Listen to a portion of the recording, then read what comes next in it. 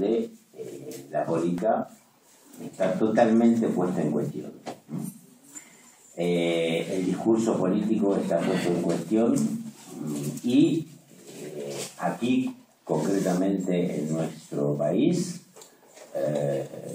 bueno, estamos llegando a un punto crítico al respecto que nos ha traído, como me parece, beneficio secundario el hecho de que la gente comienza a interesarse nuevamente, especialmente los jóvenes empiezan a interesarse nuevamente en las cuestiones políticas y a interrogar el discurso político. La llamada crisis económica, término que además forma parte de todo el uso espurio que se hace del lenguaje en los últimos tiempos, es en verdad una crisis política. Es un fruto de la cultura y del ser humano como ser hablante, entre otras de sus invenciones o de sus formas de hacer en el mundo. Pero resulta que hay algo engañoso, hay algo que se sale por otro lado, y es que lo primero en lo que se sostiene el capitalismo con esta versión del sujeto es emborrar, es justamente esto, lo más humano, en el sentido de la relación del sujeto, del ser hablante, con el significante, con lo simbólico, con lo real y con lo imaginario. ¿Cómo hace esto? Pues llevando a la idea, como decimos, y sosteniendo en una psicología, ¿no?, que es una psicología donde reduce al sujeto, al ser humano, a una visión animal. Es decir, todos los planteamientos de la psicología animal se trasladan y se aplican a esta psicología, en esta psicología del humano. Es decir, que eso lo hemos planteado muchas veces. El cognitivismo y el conductismo se sostienen con esta base. Es decir, que en realidad el capitalismo, aparentemente diciendo que es un sistema que permite al sujeto desarrollar su deseo, sostenerse en su deseo, lo que hace es borrar, ¿no?, esta relación con lo real, simbólico, imaginario, esta relación con el significado. Es decir, es una manera de justificar genéticamente el capitalismo, la que repudia lo imposible. Entonces, experimentar lo imposible implica la existencia en el mundo de maneras de gozar cuya relación no se puede excluir. Es decir, el goce femenino como suplementario y que no puede caer todo bajo la significación fálica, introduce en el mundo una diferencia radical. Pero no es un goce suplementario que no se puede todo él pasar a la significación fálica, algo que solamente afecta el problema con este goce es para los hombres, ¿no? El problema con este goce es para los hombres y para las mujeres mismas. Implica necesariamente lo que sostiene Philippe Lassagnat. Lo cito, dice Philippe Lassagnat: si el inconsciente es la política, la recusación de la política implica, en un momento u otro, la puesta en causa de la realidad del inconsciente. Si quieren se lo leo de nuevo.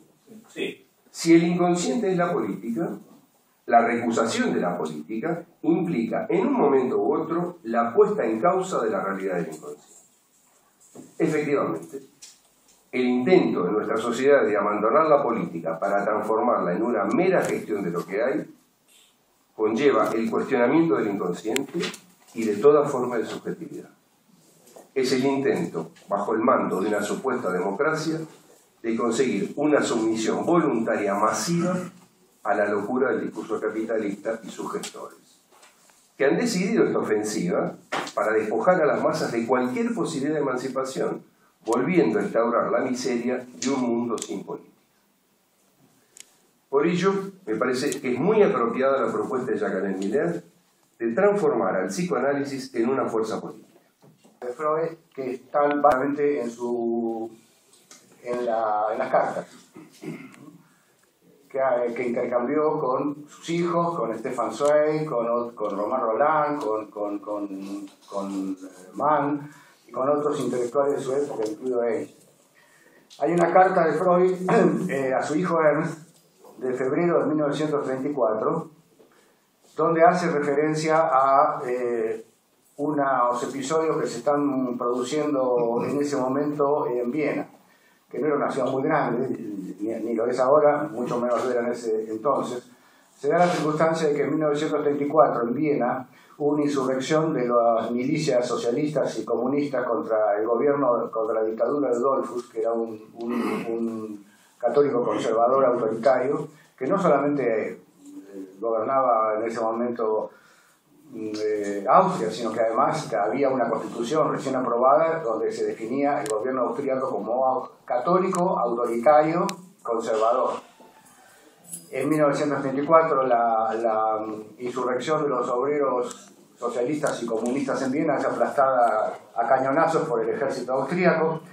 Hay una carta de Freud a su hijo Ernst del 20 de febrero de 1934 donde hace referencia al pasar a ese episodio. Dice: no es fácil averiguar por los periódicos lo que sucede de verdad en una población donde continúan oyéndose disparos. Y luego se queja de que tuvo 24 horas de un corte de luz. No hace ninguna otra referencia a al hecho del enfrentamiento y a la masacre de los obreros en un barrio de Viena, que por cierto hoy se llama Karl Marx, pero en ese momento los masacraron. Y dice, al contrario, dice: no debemos juzgar al gobierno, a ese gobierno autoritario, conservador y católico de Dollfuss, con demasiada dureza. Después de todo, la vida bajo la dictadura del proletariado, que era el objetivo de los cabecillas de la rebelión, tampoco habría sido posible. Por muchos escritos de Freud, no cartas, sino en el porvenir de una ilusión. La vida de una repetición, no exactamente con los significantes colocados del mismo modo, sino... Y hay una idea de Europa, efectivamente, que se desvaneció en esta época, y es efectivamente la idea de Europa de Stefan Zweig, de Walter Benjamin, de Romain Rolland, efectivamente de la intelectualidad que creía, antes de la constitución propiamente dicha, de una unificación relativamente forzada de Europa, Stefan Zweig sobre todo, y las visiones de Walter Benjamin sobre Europa permitían pensar, digamos, una Europa que después se construyó a consecuencia de los acontecimientos que ocurrieron. Es algo que los historiadores de psicoanálisis han trabajado mucho. Es decir, es interesante que hay algo que los psicoanalistas tenían en su experiencia, en su relación con lo real, que siendo ellos ciudadanos como tantos otros, sin embargo, no cayeron en la credulidad que la mayoría de sus compatriotas habían caído. Hay una anticipación de esto, efectivamente. Muy interesante.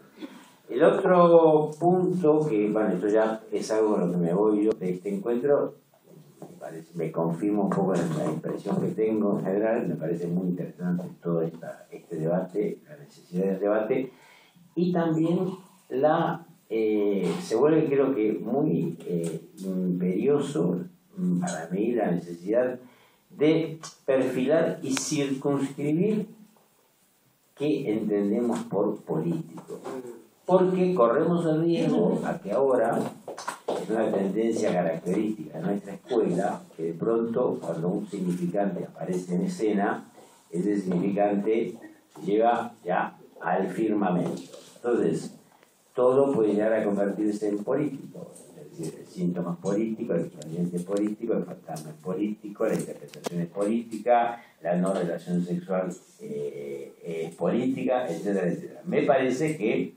también debemos tener una cierta prudencia nosotros en usar con un cierto rigor el alcance que tiene la expresión política.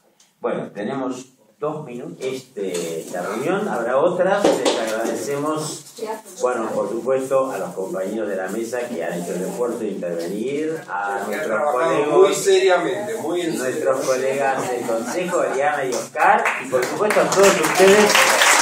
Muchas gracias.